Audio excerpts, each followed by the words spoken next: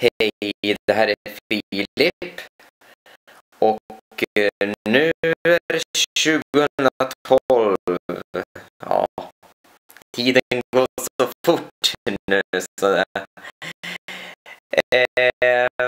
jag hoppas att ni gillade min 5-årsjubileum som jag har haft förra året.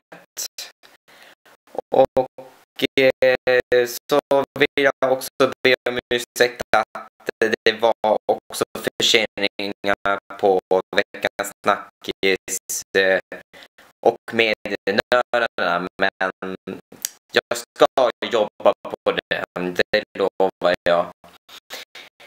Kanske mest medienördarna och lämna lite ifrån veckans snackis lite.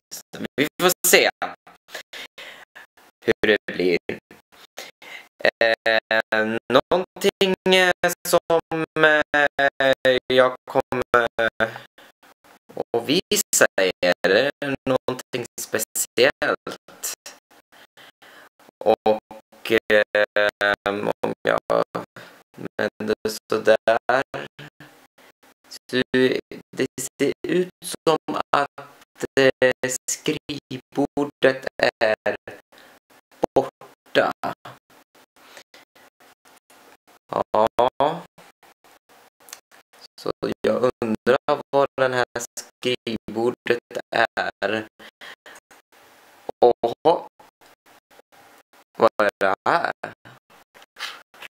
Oj, oj, oj. Vad är detta för något? Det här är min nya skrivbord. Där jag har min dator och alla mina saker och så. Ja. Det är lite stökigt just nu. Men ändå. Det här är min nya skrivbord. Och den här stället. Ja, det är ju mycket saker, men det här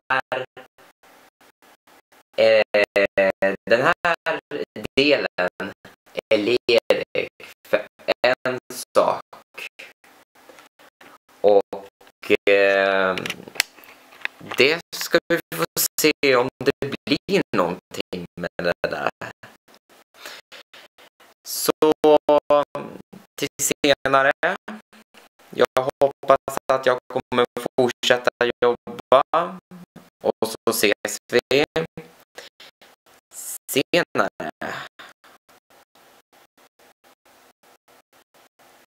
Jag är lite suddig. Så